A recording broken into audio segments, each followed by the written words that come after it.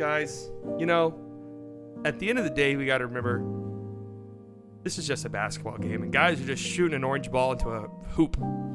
Really kind of a silly concept when you think about it, huh?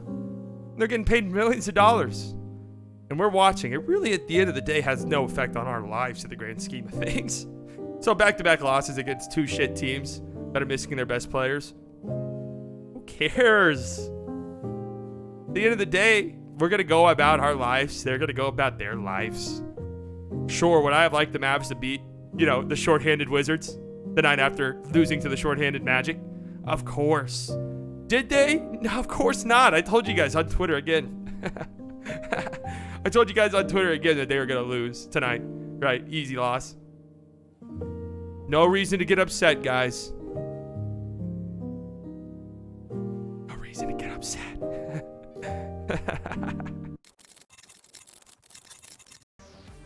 Let's talk about this shit performance we saw tonight from this team.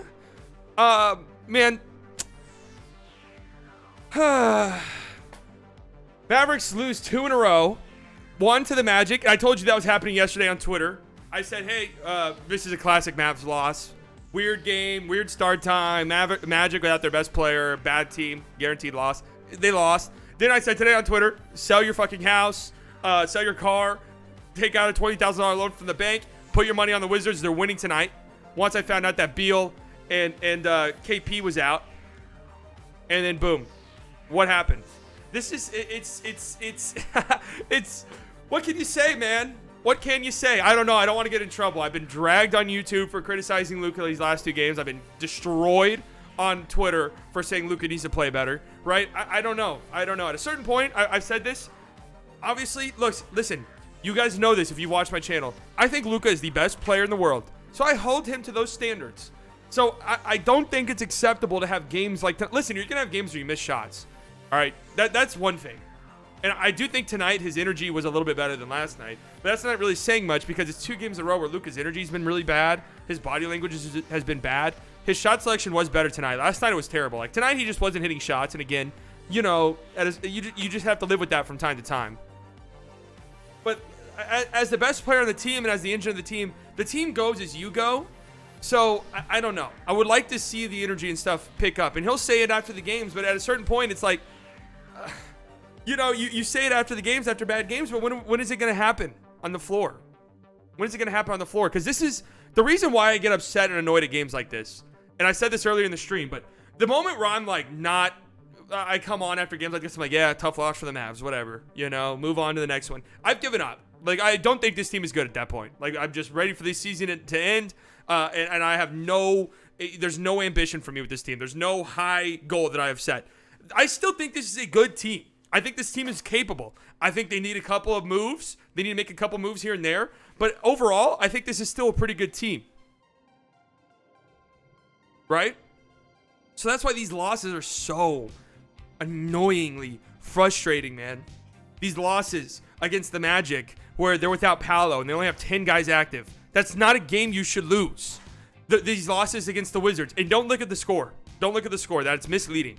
This was a 10-plus point loss that they came back late in the game against. Right? These losses can't happen. And I said this yesterday on Twitter. It goes beyond being a roster construction issue. There are roster construction issues. And I was definitely a little bit blind to it going into the season. But, like, still, regardless of what the roster is, you shouldn't lose these fucking games. And they do it so frequently. It's so frustrating, man.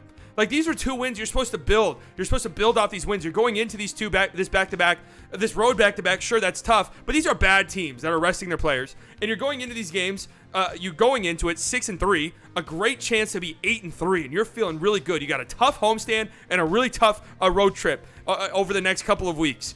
And you're 8-3, right? You're feeling good. Now you're 6-5. The vibes are horrendous. Luka is, after the game, talking about he needs a break already. He needs a rest. That's not a good sign, man. That's not a good sign whatsoever.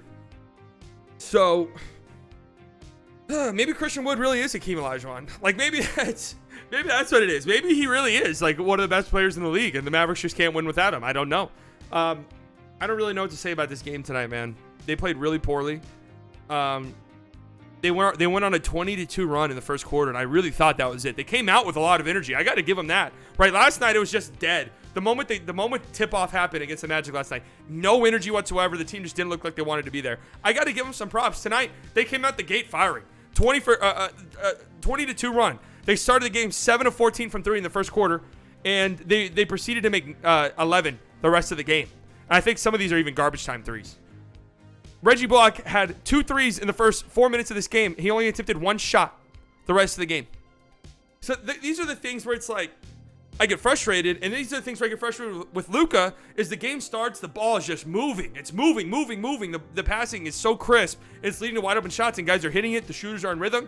And then Luka, they went on this 20-2 run, and I don't think Luka even put up a shot. Like, all this happens, and Luka hasn't even attempted a field goal yet. He's passing. The whole team is passing. It's looking great. And it's like Luka decides, all right, it's my time now. And the offense just slows it down to a screeching halt. And it could never get picked back up. And no, I'm not solely blaming this fucking loss on Luka before people say that. Because I know people get very upset at me when I criticize Luka. Even though I feel like I should be vetted, right? I've stuck my neck out for this guy a trillion times. I say so often how I think this guy's the best player in the league. That's why he's held to higher standards. And yes, the roster construction's terrible. Like, it's really coming to light now. And I've taken it easy on guys like Reggie, Dorian, Maxey. But at a certain point, when you have so many rotational wing players who give you nothing on offense, I mean, you have, let's just see. I mean, 5 rotational guys who are pretty much nothing on offense. Definitely nothing by themselves. Like, these guys cannot do anything by themselves. Like, Dwight Powell is a good lob catcher, but he's not like a good offensive player. So there's one. Reggie Bullock has not been a good offensive player. There's one. Dorian, would we consider him a good offensive player? Right, but he can't create for himself. Maxey is not a good offensive player, right? Josh Green has a long ways to go. He's had moments, and you guys know I love him to death, but he still has a long ways to go. So all of these players are just like so reliant on Luka, and other teams know it now. Like, the jig is up, really. I don't know. There's been a lot of talk. Like, every time Goran Dragic does anything, you know, everybody freaks out. Everybody on Mavs Twitter freaks out. Goran would be nice, right? He's had a good start to the season. I admit that I was a little bit wrong. I thought he was kind of washed. But he's had a really nice start to the season for the Bulls. But I don't know how much he would help you currently, because Dinwiddie's been great in his role. Like, you got to give Dinwiddie a lot of props. 2 really great Dinwiddie games in a row that you lost. That doesn't feel very good. But Dinwiddie's been great in his role. They really need wing creation, man. Like, more than anything. More than Goran Dragic. They need a guy on the wing like Kyle Kuzma, who went nuclear tonight. What do you have? 36 points on 14 of 26 shooting. You need a guy like that who can shoot threes, who can dribble, who can create for himself, who can attack the rim, who can aggressively attack closeouts with consistency. Like, that's really what you're in desperate need of. And I don't think it has to be an elite star player. It could just be like a Kuzma. It could be like I know Harrison Barnes has been horrifically bad to start the season.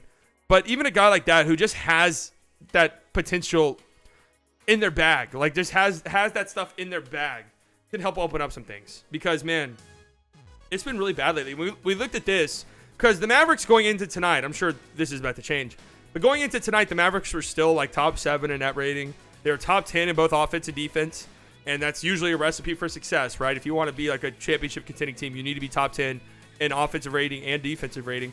I looked at their stuff taking out the Grizzlies game. So basically their last, how many games they played now this season? They played 11, right? Yeah, 11 games. So basically their last 9 games, they've just been a mid-ass team. As far as net rating goes, they're currently at 14th. And this will all change for the worse tonight. Like, they'll actually have a negative rating more than likely after tonight. Offensive rating, they're at 16th. Defensive rating, they're at 14th. So for the better part of the season, this has just been a pretty mediocre team. And I still believe in them. You know, I know I'm looking like a fucking idiot because I stuck my neck out for this team and I was really high on them and I was, you know, feeling really good about them. And I still think that there's something there, but it's gotta get unleashed. You know, you gotta make a move at some point. You gotta bring in some help for this roster, or else this is maybe a play-in team. You gotta bring in some help, and I think that they will. You know, I do think this is the offseason. This upcoming offseason is the offseason. We're going to get their big move this offseason, and it has to work, or else we're doomed. I don't want to sound the alarms, but But I'm like 99% confident the Mavericks are making their huge all-in trade this offseason, and it needs to work out or else things will be bleak. Okay? So just keep that with the grains. I don't think they're going to make a huge move at any point during the regular season. Like, they're not going to trade first-round picks for guys. I don't see that happening. But there should be some guys available that you could get for just an expiring contract or a second-round pick. I'm interested to see who they go out and get. And until then, you're going to have performances like this, I guess, which is really infuriating. It would be one thing. The NBA is really weird. I said this in the stream. You lose a game like this from time to time, whatever. That shit happens. Like, teams go out and they lose to teams they shouldn't lose to. That happens all the time. And if it happens once, whatever. It's still frustrating and annoying, but whatever. It does happen. But this has happened so frequently for the Mavericks in recent years that it's becoming highly annoying and predictable, too.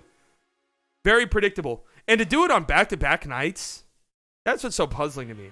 And it's just, they came out with so much energy tonight. It was like they knew they had to come out, like, we got to play with some tempo. We got to be ready to go, right? We got to come back and bounce back after that horrible game last night. And then it all went to shit immediately. So keep this score in mind, and keep in mind that it was really like a 12-point game until the last minute. And they went on a 20-2 run in the first quarter. I don't know. Man, really frustrating stuff. It really is. And I think that you could throw blame at whoever you want for these last two games. And that's okay. It's okay to criticize your best players. It's good. You should at times. You should. Is it all his fault? Of course not. Is me saying like Luka needs to play better in games like this? Is that me saying he sucks? Of course not. That's me saying that he's got to play better in games against bad teams, and he's acknowledged it 1 trillion times. But it needs to happen eventually. It just does. But like again, you can blame whoever you want besides Spencer Dinwiddie. You can blame literally whoever you want for this stuff, and it would all play out. Front office, this isn't JaVale McGee's looking like a disaster. Like that looks like a terrible offseason acquisition. Christian Wood, still give it time. I say, like, if by December and January Christian Wood's like still struggling to get rotational minutes, then something's wrong. But man, I just don't know. It's hard to have like super positive vibes right now. But you know what? Hey, they win on Saturday against a great Blazers team, and I guess we're feeling good again. Woo!